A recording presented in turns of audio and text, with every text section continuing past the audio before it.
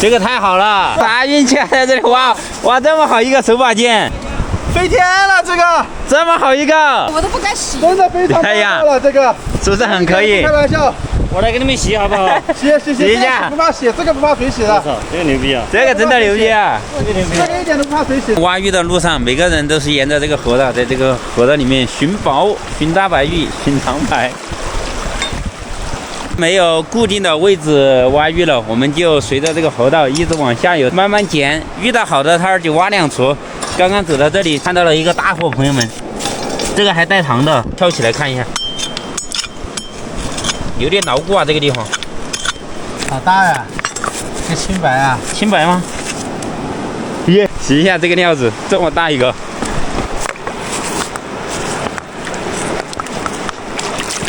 哎呀！哎呀，这个料子，这个太稀碎了噻！多少万起步啊？哎呀，可以啊，这个全是糖哈，糖料。你觉得能值多少钱，老陈？要挖出才知道。来，一直评估一下，你评估多少？这糖白值多少钱？直接买行不行？蛮好，你看到多少？上万了这个料子。但是从这个表现来看啊，不是特别的熟，刚就好，但不是特别细腻。看这头都还可以。店里的娃娃我占20%。啊，那算了，我用手刨好吗？真的很大呀，有大货，真的是大货这个。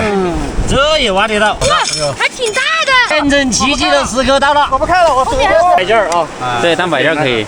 真的是品种，这里有上货了。哇，真的是大白鱼这个。再尝有点绵，有一点点绵。这个太好了，这个太好了，这个啥运气在这里挖这么好一个手把件，飞天了，这个这么好一个，我都不敢洗。真的非常棒了，这个是不是很可以？开玩笑，我来给你们洗好不好？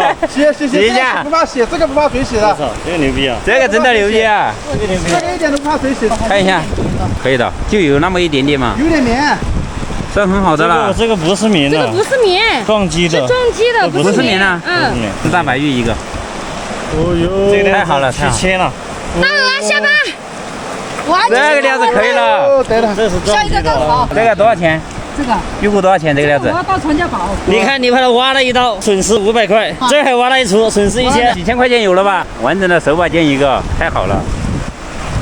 还是要挖得深吧，挖到浅还是没货的。后来者居上。没有固定的地方挖鱼，就是想在哪里挖就在哪里挖，看到哪里位置好我们就挖几熟。挖鱼没有说在哪个摊儿就挖得到好货，在哪个摊儿就挖不到好货，主要看的是运气。1个月的时间能挖出几个像样一点的货，随便一个好点的货至少也是上千，也是几千块。这期的视频就拍到这里吧，我们明天继续给大家分享我们挖鱼人的生活，再见。